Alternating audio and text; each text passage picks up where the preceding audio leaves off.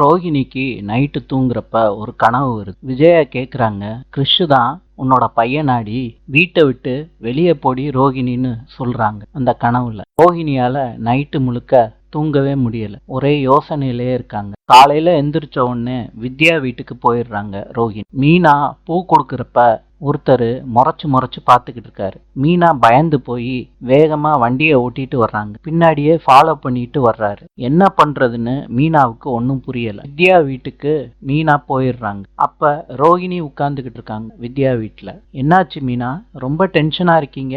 ரோகிணி, நான் கடையில பூ கொடுத்துட்டு கிளம்புனேன். அப்போ ஒருத்தன் என்ன ஃபாலோ பண்ணிக்கிட்டே வர்றான். வித்யா கேக்குறாங்க, மீனா உங்களையா ஃபாலோ பண்ணா? ஆமா வித்யா, என்னதான் ஃபாலோ பண்ணிக்கிட்டே வந்துட்டான். ரோகிணி கேக்குறாங்க, என்ன சொல்றீங்க மீனா, உங்க பின்னாடியே வர்றானா? ஆமா ரோகிணி, எனக்கு பயமா இருந்துச்சு. அதனால வித்யா வீடு இங்கதானே இருக்குன்னு ஞாபகம் வந்துச்சு. அதனால டக்குன்னு வந்துட்டேன்.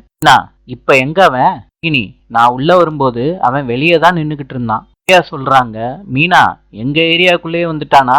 நான் பார்த்துட்டு வந்துடுறேன். ரோகிணி, நீங்க எப்ப வந்தீங்க? மீனா, வித்யாவை பாக்குறதுக்காண்டி வந்தேன். அப்படியே சாப்பிட்டு போ சொன்னா.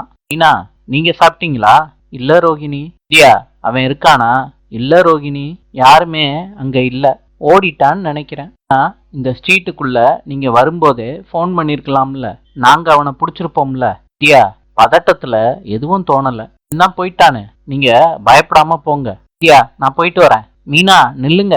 மீனா, ரொம்ப டென்ஷனா இருக்கீங்க, நான் தண்ணி கொடுக்குறேன், குடிச்சிட்டு போங்க. வித்யா மறந்துட்டு முத்துவோட போனை மீனாவுக்கு முன்னாடி வச்சுட்டு போறாங்க. அத ரோகிணி யதார்த்தமா பாக்குறாங்க. வித்யா தண்ணி எடுத்துட்டு வந்து மீனாவுக்கு கொடுக்குறாங்க. குடிங்கன்னு சொல்றாங்க. மீனாவும் அந்த தண்ணிய வாங்கி குடிக்கிறாங்க. வித்யா கிட்ட செய்கை மூலியமா ரோகிணி போன் இருக்கத சொல்றாங்க. மீனா தண்ணிய குடிச்சதுக்கு அப்புறம் கிளாஸ வைக்க போறாங்க. அப்ப ரோகிணி என்கிட்ட அந்த கிளாஸ கொடுங்கன்னு கேக்குறாங்க. மீனாவும் கொடுத்துட்றாங்க. மீனா சொல்றாங்க, சரிங்க, அப்புறம் நான் கிளம்புறேன். வித்யா சொல்றாங்க, மீனா அவன் திரும்பி வந்துட போறான், கொஞ்ச நேரம் கழிச்சு போங்க. ரோகிணி சொல்றாங்க, திவ்யா அவன் தான் போயிட்டான்ல, மீனாவுக்கு நிறைய வேலை இருக்கும், போயிட்டு வரட்டுமே. மீனாவும் நான் பூ கொடுக்க போகணும், போயிட்டு வரேன்னு திவ்யா கிட்ட சொல்லிட்டு போறாங்க. சொல்லிட்டு திருப்பியும் மீனா வர்றாங்க. இப்படி ஒரு ஆளு என்ன ஃபாலோ பண்ணிட்டு வந்தான்னு வீட்டுல யாருக்கிட்டையும் சொல்லிடாதீங்க ரோகிணி. இத சொன்னீங்கன்னா மாமாவும் அவரும் ரொம்ப பயப்படுவாங்க, அத்தையும் ரொம்ப கோவப்படுவாங்க. இல்ல மீனா, நான் சொல்ல மாட்டேன். ரோகிணி, அப்பனா நான் போயிட்டு வந்துடுறேன். திவ்யா சொல்றாங்க, கேர்ஃபுல்லா போங்க மீனா.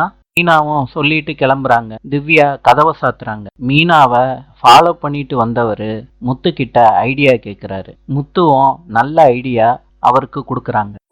நீங்க சொல்ற மாதிரியே நான் செஞ்சிடுறேன், அடுத்து என்னென்ன செய்யணும்? முத்து சொல்றாரு, நான் சொன்ன விஷயத்த செய்யடா, அதுக்கு என்ன ரிசல்ட் வருதோ அதை சொல்லு, அடுத்த விஷயத்துக்கு போவோம். முருகா, முத்து சொல்ற மாதிரியே செஞ்சிரு, ஃபிகரு உனக்கு ஓகேவாயிரும். சரின்னு சொல்லிட்டு முருகன் கிளம்புறாரு. முத்து முருகனை திருப்பி கூப்பிடுறாரு. அந்த பொண்ணுகிட்ட ரஃபா நடந்துக்க கூடாது, பிடிக்கலன்னு சொல்லிருச்சுன்னா திரும்பி வந்துடணும், சரியா முருகா? சரின்னு முத்து மனசுக்குள்ள நினைச்சுக்கிறாரு. நமக்கும் இந்த மாதிரி ஐடியா எல்லாம் வருதேன்னு நினைச்சுக்கிட்டு இருக்காரு. அப்ப அவரோட ஃப்ரெண்டு சொல்றாரு, முருகனுக்கு நீ கொடுத்த ஐடியா ஒர்க் அவுட் ஆயிடுச்சுன்னா கல்யாணத்தையே பண்ணிட்டு வந்து நிப்பாண்டா. அப்படியாடா அப்படின்னு முத்து கேக்குறாரு. நாளை சந்திக்கலாம்.